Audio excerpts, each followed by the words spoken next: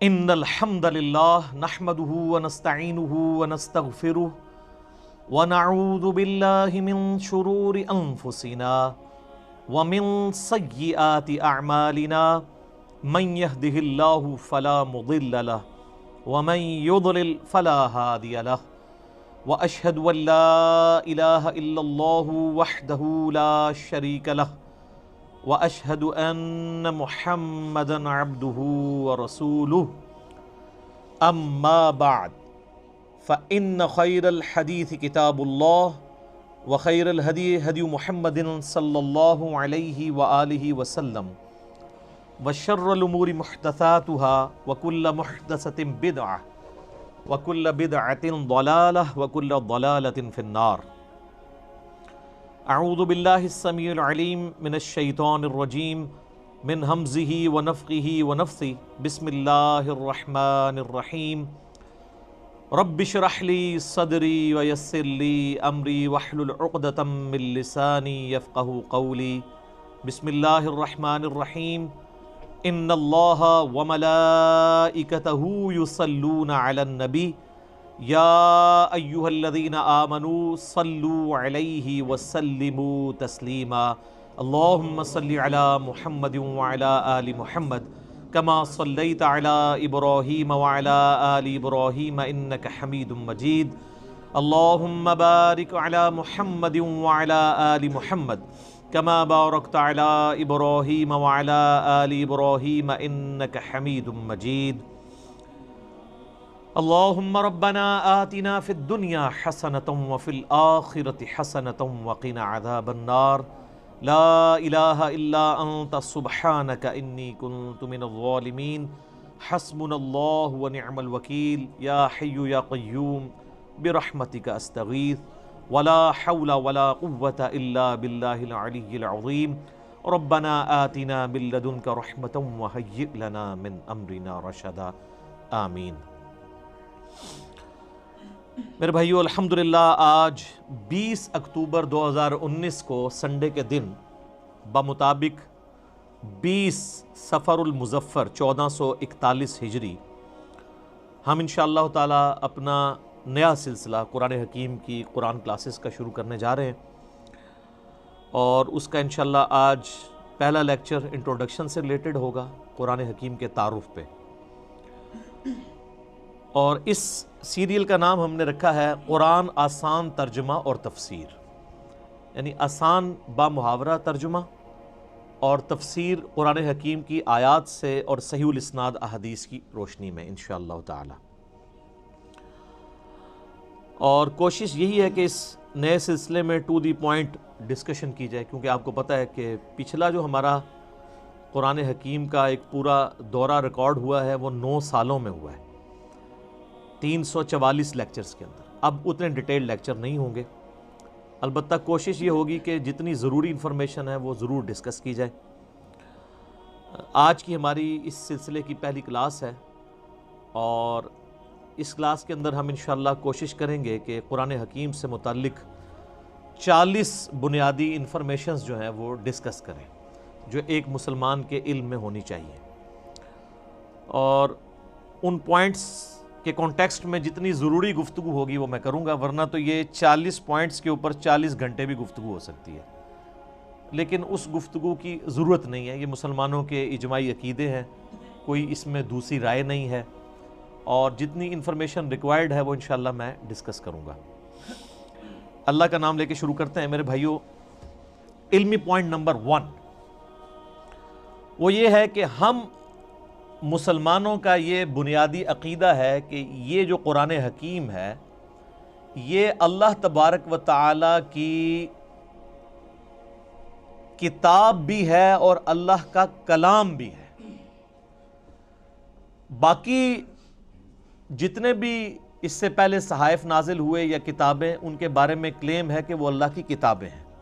لیکن یہ وہ کتاب ہے جو صرف کتاب یا سلیبس نہیں ہے بلکہ اللہ تعالیٰ کا کلام ہے۔ اور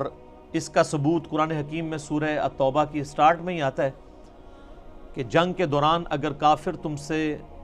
پناہ مانگیں تو انہیں پناہ دے دو، اور کسی ایسی جگہ پہ ان کو قید کرو جہاں پر وہ اللہ کا کلام سنیں، حتی یسمع کلام اللہ، یہاں تک کہ وہ اللہ کا کلام سنیں۔ اور یہ بھی مزے کی بات میں آپ کو بتاؤں، بڑی حیران کن، قرآن حکیم کے علاوہ جتنی بھی الہامی کتابیں ہیں، اولڈ ٹیسٹمنٹ ہو، نیو ٹیسٹمنٹ یعنی تورات، انجیل اور باقی کتابیں ہیں، زبور بھی، ان کتابوں کو اگر آپ پڑھیں گے تو ان کتابوں میں ان کتابوں کا نام موجود نہیں ہوگا، ظاہر ٹیمپرڈ فارم میں۔ یہ ہم نے اسے بائبل کا نام دیا ہوا ہے نا، باہر جو لکھا ہوا ہے، پوری بائبل کے اندر بائبل کا ذکر نہیں ہے، لیکن قرآن حکیم میں سینکڑوں مقامات پر قرآن کا نام آیا ہے، بائی نیم اس کتاب کو مینشن کیا گیا ہے۔ یاسین والقرآن الحکیم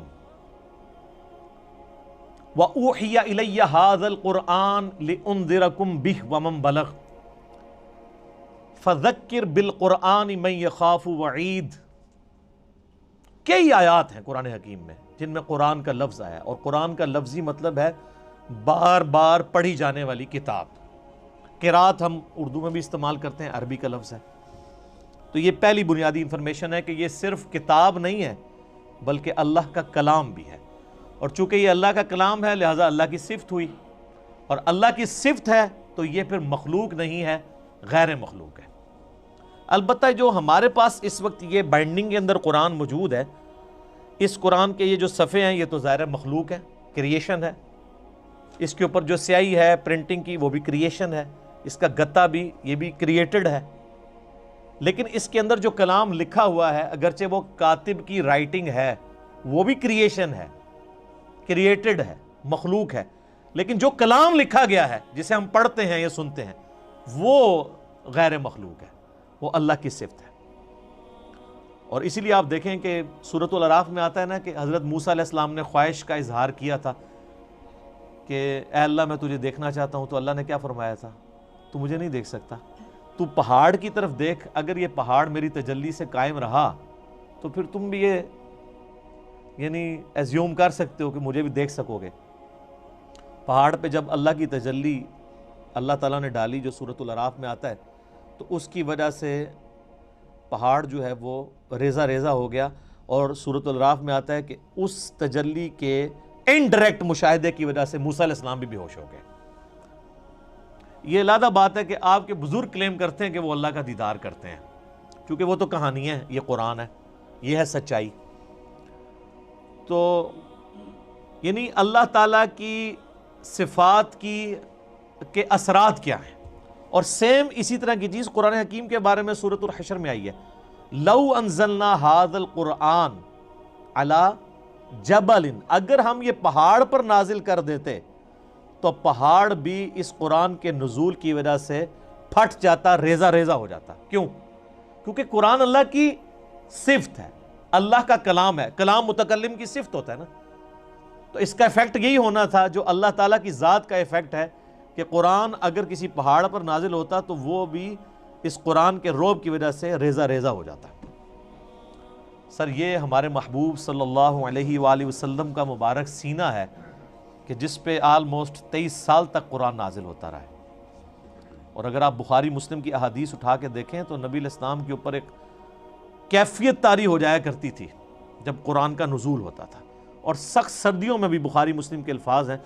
کہ آپ صلی اللہ علیہ وآلہ وسلم کے مبارک چہرے پر یعنی پسینہ بہنا شروع ہو جاتا تھا، اتنا وحی کا بوجھ ہوتا تھا، اور اس حالت میں صحابہ کرام آپ کو دیکھ نہیں سکتے تھے، چہرہ مبارک سرخ ہو جاتا تھا، اور جس طرح یہ خراٹے لینے کی آواز ہے نا، اس طرح بخاری مسلم میں آتا ہے اس قسم کی آواز آپ کے منہ سے نکلنا شروع ہو جاتی تھی، اور پھر صحابہ کرام جو ہیں وہ سارے سر جھکا لیتے تھے یوں، اور آپ علیہ السلام کے سر مبارک کے اوپر ایک بڑی چادر دے دی جاتی تھی حتیٰ کہ آپ اپنی وہ اس حالت میں واپس آئیں، یعنی آپ صلی اللہ علیہ وآلہ وسلم پر یہ حالت طاری ہوا کرتی تھی۔ اب یہ علمی پوائنٹ نمبر 1 ہوا ہے جی، ابھی میں اس پہ اور بھی بول سکتا ہوں، لیکن میں جو فی البدی چونکہ میں نے گفتگو کرنی ہوتی ہے، رٹی رٹائی نہیں ہوتی، پوائنٹس میں نے صرف لکھے ہیں کہ مجھے یاد رہے کہ کوئی پوائنٹ سکپ نہ ہو، ادروائز اگر میں ایک ایک پوائنٹ کے اوپر نوٹس بناؤں نا تو پھر یہ 40 لیکچرز میں صرف قرآن کا تعارف ہی ختم ہو، لیکن وہ پھر آپ انٹرسٹ لوز کر جائیں گے. بس اتنی بات کی جائے جو آپ کے انٹرسٹ کی چیز ہے، جس میں آپ کا پریویس نالج بھی انوالو ہو، کچھ نئی بات بھی آپ کی انفارمیشن